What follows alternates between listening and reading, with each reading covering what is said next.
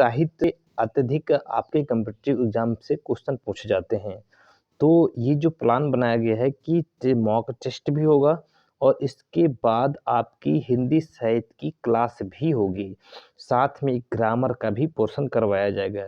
तो हिंदी साहित्य का जो टेस्ट नंबर है 2, इसके पहले एक टेस्ट पेपर मैंने अपलोड कर दिया है, वो भी आप देख लीजिएगा और ये सेकंड पेपर है। तो इसमें लगभग हम पर डे के हिसाब से आप क्वेश्चन को यहाँ पर प्रिपेयर करेंगे, जितने क्वेश्चन हो सकेंगे कि ये क्वेश्चन की सीरीज है और ये हर कॉम्पिटिटिव एग्जाम में पूछी जाती है। तो चलिए वीडियो को स्टार्ट करते हैं, देर नहीं करते हैं। तो देखते हैं यहाँ पर पहला क्वेश्चन क्या है। वस्तुनिष्ठ प्रश्न होंगे इसमें से। पहला क्वेश्चन है, हिंदी साहित्य के आरंभिक काल को आचार्य रामचंद्र शुक्ल ने क्या कहा है।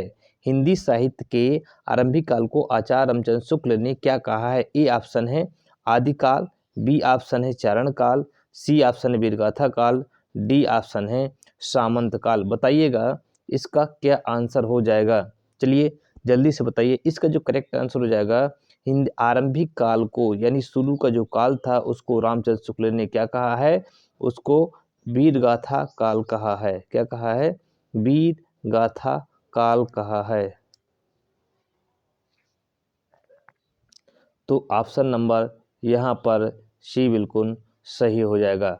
अगला क्वेश्चन है, क्वेश्चन नंबर सेकंड देखिएगा। क्वेश्चन नंबर सेकंड क्या है, वीरगाथा काल का कवि नहीं है। ए ऑप्शन है चंद्रबरदाई, बी ऑप्शन है नामदेव, सी ऑप्शन है जगनिक, डी ऑप्शन है मधुकर। तो इसका जो करेक्ट आंसर हो जाएगा, नामदेव इसमें ये नहीं होंगे, इसलिए ऑप्शन नंबर बी बिल्कुल यहाँ पर सही हो जाएगा। चलिए अगले क्वेश्चन की बात करते हैं। क्वेश्चन नंबर थर्ड देखते हैं और ये सभी प्रतियोगी परीक्षाओं में पूछने जाने वाले क्वेश्चंस हैं, तो इसलिए हमें इन क्वेश्चनों को बहुत ध्यान से पढ़ना है और समझना है। क्वेश्चन नंबर थर्ड चलते हैं। वीरगाथा काल के सर्वश्रेष्ठ कवि माने जाते हैं। ए ऑप्शन है चंद्रबरदाई, बी ऑप्शन है जगनिक, सी ऑप्शन है दलपति, डी ऑप्शन है विद्यापति। तो 3 का जो करेक्ट आंसर हो जाएगा, ऑप्शन नंबर यहाँ पर ए बिल्कुल सही हो जाएगा। जगनिक जो हैं ये चंद्रबरदाई जो हैं ये वीरगाथा काल के सर्वश्रेष्ठ कवि के रूप में माने जाते हैं। अगला क्वेश्चन देखते हैं। अगला क्वेश्चन नंबर 4 है, पृथ्वीराज रासो के रचनाकार का क्या नाम है।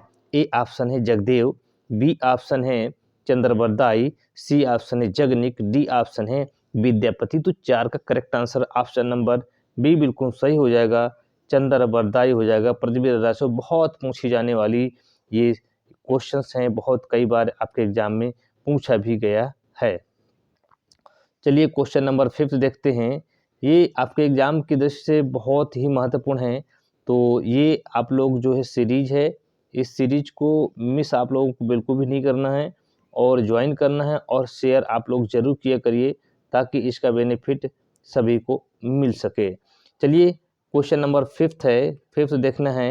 यहाँ पर दिया है, क्या दिया गया है, ये दिया गया कबीरदास की भाषा थी कैसी थी। ए ऑप्शन है ब्रज भाषा, बी ऑप्शन है कन्नौजी भाषा, सी ऑप्शन है सदुकड़ी भाषा, डी ऑप्शन है खड़ी बोली। तो देखिए आपने पढ़ा होगा कि जो कबीरदास जी थे ये हर जगह घूमने फिरने वाले थे, इसलिए इनकी भाषा जो है सदुकड़ी भाषा कही जाती है। ऑप्शन नंबर सी बिल्कुल यहाँ पर क्या हो जाएगा, ऑप्शन नंबर सी यहाँ पर बिल्कुल सही हो जाएगा, क्योंकि ये सदुकड़ी भाषा है और हर जगह घूमने वाले हैं। ऑप्शन नंबर सी बिल्कुल यहाँ पर सही हो जाएगा। अगला है क्वेश्चन नंबर 6 देखते हैं।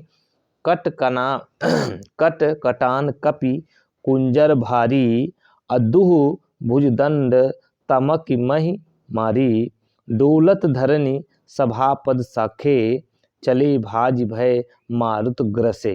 तो 6 नंबर का बताना है। ये कह रहा है कि ये जो पंक्तियां हैं किससे ली गई हैं या किसके द्वारा रची गई हैं। तो 6 नंबर का ऑप्शन ये जो है ऑप्शन ए हो जाएगा, क्योंकि ये तुलसीदास जी के द्वारा ये रचना रची गई है। चलिए अगला क्वेश्चन है क्वेश्चन नंबर 7 देखिएगा। 7 क्वेश्चन क्या कह रहा है कि नयन जो देखा कमल सा निर्मल नीर शरीर, हंसत जो देखा हंस भा दसन ज्योति नगहीर। प्रस्तुत पंक्ति के रचयिता का नाम पूछा है कि इसके रचनाकार कौन है।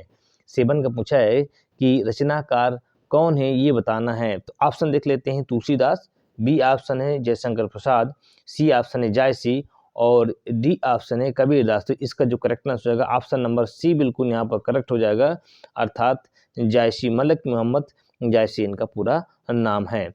नेक्स्ट क्वेश्चन करते हैं। क्वेश्चन नंबर देखते हैं 8 है, शिवा बावनी के रचनाकार कौन है। शिवा बावनी, ए ऑप्शन है पद्माकर, बी ऑप्शन है भूषण, सी ऑप्शन है केशव, डी ऑप्शन है जगनिक। तो इसका करेक्ट आंसर 8 नंबर का हो जाएगा, क्या होगा जल्दी से बता दीजिए।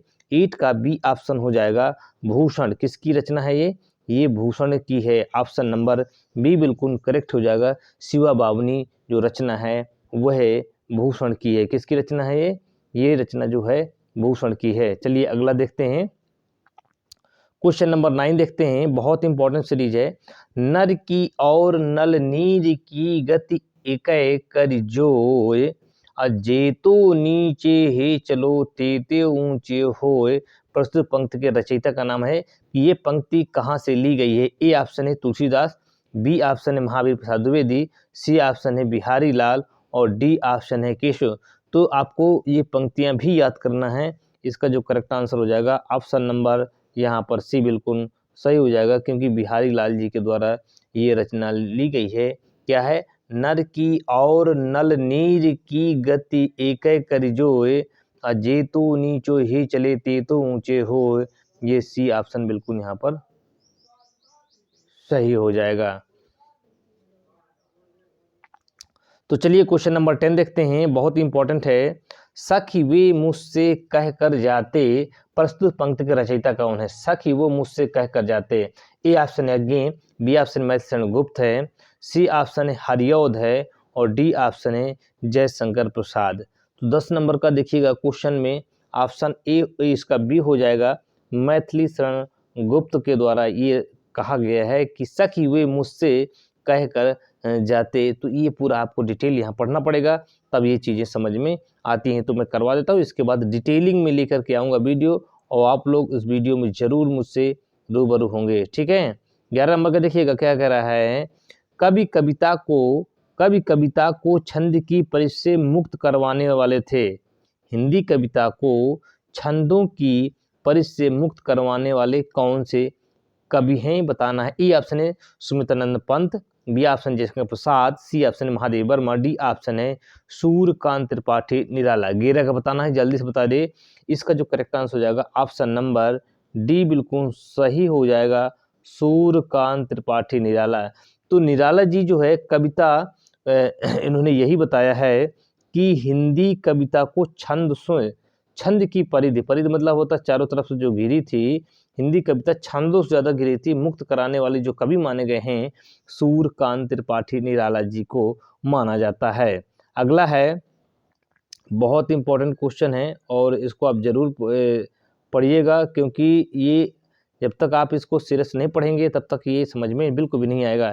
तितली किसकी रचना है।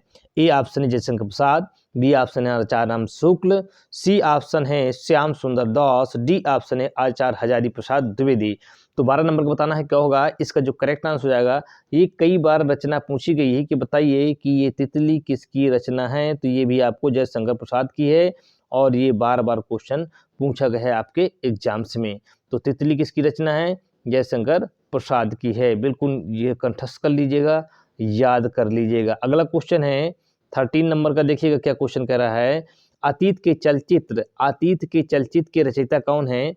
ए ऑप्शन है जयशंकर प्रसाद, बी ऑप्शन है सूर्यकांत त्रिपाठी निराला और सी ऑप्शन है महादेव वर्मा, डी ऑप्शन है सुमित्रानंद पंत। तो अतीत के चलते 13 नंबर का देखिएगा क्वेश्चन क्या कह रहा है।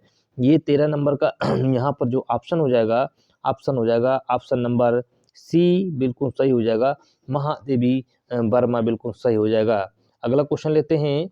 अगला क्वेश्चन 14 में देखिएगा 14 नंबर का है। पल्लव के रचयिता हैं। ए ऑप्शन है सुमित्रानंद पंत, बी ऑप्शन है निराला, सी ऑप्शन है जयशंकर प्रसाद और डी ऑप्शन है महादेवी वर्मा। चलिए 14 नंबर को बताइएगा। सुमित्रानंद पंत जो हैं इसके रचयिता हो जाएंगे पल्लव हो जाएंगे। ऑप्शन नंबर यहाँ पर ए बिल्कुल सही हो जाएगा। क्या हो जाएगा, सुमित्रानंद पंत पल्लव के रचनाकार हैं। तो चलिए अगला क्वेश्चन लेते हैं। अगला क्वेश्चन बहुत ही इंपॉर्टेंट है, जो कि सभी प्रतियोगी परीक्षाओं के लिए बहुत ही महत्वपूर्ण है ये क्वेश्चन, और कई बार आपके एग्जाम में भी पूछा गया है। तो चलिए अगला क्वेश्चन क्या है कि चिंतामणि के रचयिताकार कौन है, यानी रचयिता कौन, चिंतामणि किसकी रचना है।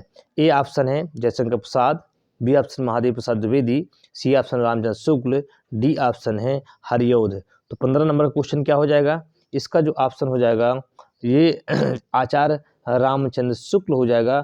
ऑप्शन नंबर सी बिल्कुल यहाँ पर क्या हो जाएगा, ऑप्शन नंबर सी बिल्कुल सही हो जाएगा, आचार्य रामचंद्र शुक्ल बिल्कुल सही हो जाएगा, सी ऑप्शन करेक्ट हो जाएगा। अगला क्वेश्चन देखना है। अगला क्वेश्चन क्या कह रहा है कि जन्मेजय का नाग यज्ञ किसकी कृति है। बहुत ज़्यादा पूछी गई रचना है, बहुत ही इंपॉर्टेंट है। ए ऑप्शन है सेठ Govind Das, B option Jaishankar Prasad, C option है लक्ष्मी नारायण लाल, और डी ऑप्शन है गोविंद वल्लभ पंत। तो 16 नंबर का जो करेक्ट आंसर क्या होगा ये बताना है। इसका जो आंसर हो जाएगा ऑप्शन नंबर बी बिल्कुल यहाँ पर सही हो जाएगा। क्या हो जाएगा, जयशंकर प्रसाद बिल्कुल सही हो जाएगा। जन्मेजय का नाग यज्ञ बिल्कुल सही रचना है। तो यहाँ पर बहुत महत्वपूर्ण सीरीज है जो कि आपके एग्जाम में पूछी जाती है, और बार बार ये क्वेश्चन पूछे जाते हैं। अगर आप इनको ध्यान से पढ़ेंगे तो आपका एक भी क्वेश्चन एग्जाम में गलत नहीं होगा, और सभी क्वेश्चन आप करके आएंगे। चलिए अगला क्वेश्चन लेते हैं। यहाँ पर अगला क्वेश्चन है ये है 17 नंबर का है, हम दीवानों की क्या हस्ती है, हम दीवानों की क्या हस्ती है, आज यहाँ कल वहाँ चले, मस्ती का आलम साथ चला, हम धूल उड़ाते जहाँ चले। प्रस्तुत पंक्ति के रचयिता कौन है, ये रचनाकार का नाम बताना है। ये आपका 17 नंबर का हो जाएगा। तो इसका जो क्वेश्चन हो जाएगा ऑप्शन नंबर ए देखिएगा सियाराम शरण गुप्त, बी ऑप्शन है भगवती चरण Verma, C option Subhadra Kumar Chauhan, D option है राम सिंह दिनकर। तो इसका जो करेक्ट आंसर हो जाएगा ऑप्शन नंबर बी बिल्कुल यहाँ पर सही हो जाएगा, भगवती चरण वर्मा। ऑप्शन नंबर बी बिल्कुल सही हो जाएगा। अगला देखते हैं 18 नंबर क्वेश्चन क्या है, निम्नलिखित में से कौन से सबसे पहले अपनी आत्मकथा हिंदी में लिखी थी, उसका नाम बताना है। आत्मकथा जो है, जो ऑटोबायोग्राफी है, हिंदी में सर्वप्रथम किसने लिखी थी। ए ऑप्शन है श्याम सुंदर दास, बी ऑप्शन है सेठ गोविंद, और सी ऑप्शन है जवाहरलाल नेहरू, डी ऑप्शन है राजेंद्र प्रसाद। तो चलिए 18 नंबर को बता दिए, इसका जो करेक्ट आंसर हो जाएगा ऑप्शन नंबर यहाँ पर क्या हो जाएगा, ऑप्शन नंबर कौन हो जाएगा, 18 नंबर का जो आंसर बिल्कुल करेक्ट हो जाएगा option number D Rajendra Prasad ji की है। ग्राम पंचायत, यानी ये क्वेश्चन पूछा गया है वीडियो के एग्जाम में, तो आप लोग इसको जरूर पढ़िएगा, ठीक है। सबसे पहले उन्होंने क्या किया था, सबसे पहले अपनी आत्मकथा जो है किसमें लिखी थी, हिंदी में लिखने के कारण ये जो है राजेंद्र प्रसाद को जाता है।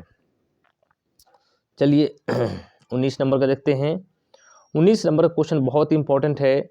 अबला जीवन हाय तुम्हारी यही कहानी, आंचल में है दूध और आंखों में पानी, उपयुक्त पंक्तियां किस काव्य की हैं। ए ऑप्शन है कामायनी, बी ऑप्शन है साकेत, और सी ऑप्शन है यशोधरा, डी ऑप्शन है आंसू। अबला जीवन हाय तुम्हारी यही कहानी, आंचल में है दूध और आंखों में पानी। 19 नंबर का बताइएगा क्या आंसर होगा। 19 नंबर का यहाँ पर सी ऑप्शन हो जाएगा यशोधरा, ठीक है। यशोधरा ये आपका ये रचना है, ये साकेत जी की है, ठीक है ना। ये जो रचना है गुप्त जी की है, इसलिए आंसर नंबर सी बिल्कुल यहाँ पर सही हो जाएगा। चलिए अगला क्वेश्चन देखते हैं।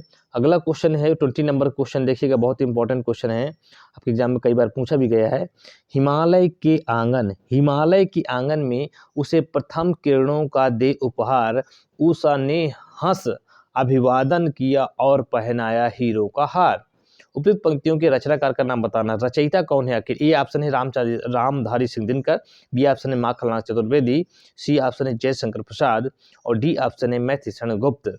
तो 20 का करेक्ट आंसर बताना है, क्या हो जाएगा 20 नंबर का, इसका आंसर हो जाएगा ऑप्शन नंबर सी बिल्कुल यहाँ पर सही हो जाएगा, जयशंकर प्रसाद है। क्या हो जाएगा, जयशंकर प्रसाद। क्या दिया है, हिमालय के आंगन में उसे प्रथम किरणों का दे उपहार, उषा ने हंस अभिवादन किया और पहनाया हीरों का हार। तो ये जो रचनाएं हैं, इनकी पंक्तियां हैं, पंक्तियां तो याद ही करना है, इनका मीन्स भी निकालना है और साथ में इनके कभी कभी नाम याद करना है, और यही सबसे कठिन भी महसूस होता है। चलिए अगला क्वेश्चन है, अगला क्वेश्चन 20 नंबर का देखना है। आंचलिक रचनाएं किससे संबंधित है? आंचलिक रचनाएं किससे संबंधित हैं ये बताना है। 21 का नंबर बताना है। ए ऑप्शन है देश विदेश से, बी ऑप्शन है लोक विशेष से, सी ऑप्शन है क्षेत्र विशेष से, डी ऑप्शन है जाति विशेष से। तो बीएड में क्वेश्चन पूछा गया है और यहाँ पर याद रखना है, इसका जो आंसर हो जाएगा ऑप्शन नंबर सी बिल्कुल यहाँ पर क्या हो जाएगा, सही हो जाएगा। क्षेत्र विशेष से संबंधित है। आंचलिक रचनाओं की अगर यहाँ बात हो रही है तो क्षेत्र विशेष से संबंधित ये है। चलिए अगला क्वेश्चन देते हैं। अगला क्वेश्चन है, अब यहाँ पर हम 25 तक ही क्वेश्चन करेंगे क्योंकि ये टाइम ज़्यादा हो रहा है, इसलिए अगली बार फिर से करेंगे। चलिए, निर्गुण भक्ति काव्य का प्रमुख कवि कौन है? ए ऑप्शन है सूरदास, बी ऑप्शन है तुलसीदास, सी ऑप्शन है कबीरदास, डी ऑप्शन है केशवदास। तो बताना है निर्गुण भक्ति काव्य का कवि कौन माना जाता है। इसमें देखेंगे ए ऑप्शन में ये सूरदास जी नहीं होंगे, बी ऑप्शन भी देखेंगे तुलसीदास जी भी नहीं होंगे, और डी ऑप्शन में अगर हम बात करें तो ये भी नहीं होंगे। कबीरदास संत काव्य कवियों में गिने जाते हैं, इसलिए निर्गुण यानी कबीरदास जी को ही माना जाता है। ऑप्शन नंबर सी बिल्कुल सही हो जाएगा। अगला है, अगला क्वेश्चन देखना है, श्रद्धा किस कृति की नायिका है? श्रद्धा किस कृति की नायिका है? ए ऑप्शन है कामायनी, बी ऑप्शन है कुरुक्षेत्र, सी ऑप्शन है रामायण, और डी ऑप्शन है साकेत। तो बताना है 23 का क्या हो जाएगा। 23 का जो करेक्ट आंसर हो जाएगा ऑप्शन नंबर ए बिल्कुल सही हो जाएगा, अर्थात कामायनी। क्या? अर्थात कामायनी। तो यहाँ से ए ऑप्शन बिल्कुल सही हो जाएगा, क्योंकि कामायनी जो रचना है जयशंकर प्रसाद जी की, इसमें श्रद्धा जो कृति की जो कामायनी जो उसमें बताया गया है कि उसकी ये नायिका के रूप में वहाँ पर काम किया है, इसलिए इनको लिया गया है। अगला क्वेश्चन देखते हैं 24 नंबर का। तरवर फल नहीं खाते हैं, तरवर फल नहीं खाते हैं, सरवर पियहि न पान। प्रस्तुत पंक्ति के रचयिता का नाम बताना है। इसके रचनाकार कौन है? ए ऑप्शन है रहीमदास, बी ऑप्शन है कबीरदास, सी ऑप्शन है रसकान, डी ऑप्शन है बिहारी। तो 24 नंबर का बिल्कुल करेक्ट आंसर हूबहू बताना है कौन होगा। तरवर फल नहीं खाते हैं, सरवर पियहि न पान। ठीक है, तो इसका आंसर हो जाएगा ऑप्शन नंबर ए बिल्कुल यहाँ पर सही हो जाएगा। रहीमदास जी का यहाँ पर दोहा बताया गया है। चलिए अगला क्वेश्चन देखते हैं। अगला क्वेश्चन है 25 तक ही लेंगे, यहाँ पर लास्ट कर देंगे। तरनी तनु जा तट तमाल, तरवर बहु छाए। तो ये जो है ये आपका दोहा दिया गया है, किस पंक्ति से लिया गया है? ए ऑप्शन है